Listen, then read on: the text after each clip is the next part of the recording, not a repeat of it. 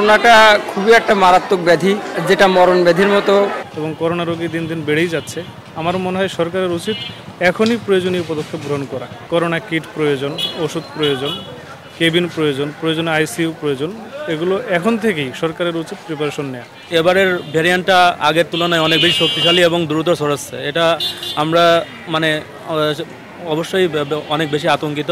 আমি মেন জিনিসটা যেটা মনে করি যে একটা সচেতনতার মধ্যে থেকে যদি আমরা চলি, করোনা যদি আবার আক্রমণ হয় তাহলে অবশ্যই যাতে আমরা সুচিকিৎসা পাই, সেটা তো আমরা বর্তমান সরকারের কাছ থেকে অবশ্যই আশা করব।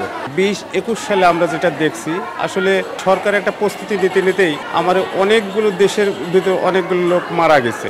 বর্তমানে সরকারকে আরও হার্ড লাইনে অ্যাক্টিভ হওয়া উচিত, যেহেতু আমরা এটা ব্যয়বহুল চিকিৎসা, এটা ব্যক্তিগতভাবে আমরা চিকিৎসা নিতে পারি না।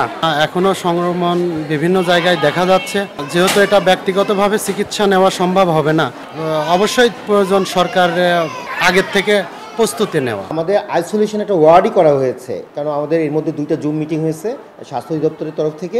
সেখান থেকে স্পষ্ট নির্দেশনা আমাদের, আপনারা আইসোলেশন ওয়ার্ড রেডি করেন এবং পিপি যেটা খুব দরকার, হ্যান্ড স্যানিটাইজার, মাস্কের ব্যাপারে খুব জোর দেওয়া হচ্ছে। এবং আমরা তো মনে আছে হয়তো আমাদের দূরত্ব বজায় রাখতে হবে 3 ফিট, তারপরে হাত কোনোভাবে মুখের কাছে নেওয়া যাবে না, হাত অলওয়েজ স্যানিটাইজেশন করতে হবে, মাস্ক পরতে হবে। এই যে স্বাস্থ্যবিধিগুলো, এগুলো আমরা সবাই জানি, আবার এগুলো মনে করে দেওয়ার চেষ্টা করছি আমরা। আমাদের আইসোলেশন ওয়ার্ডের জন্য যে জরুরি ব্যবস্থাপত্র, ওষুধপত্র, এগুলো সব আমরা রেডি। আমাদের তরফ থেকে যে কোনো রুগী আসলে আমরা এখানে পূর্ণ সেবা দেওয়ার জন্য তৈরি। শুধুমাত্র আমাদের ডায়াগনোসিসের ল্যাবটা তৈরি হয়নি, ইনশাআল্লাহ দ্রুত রেডি হয়ে যাবে।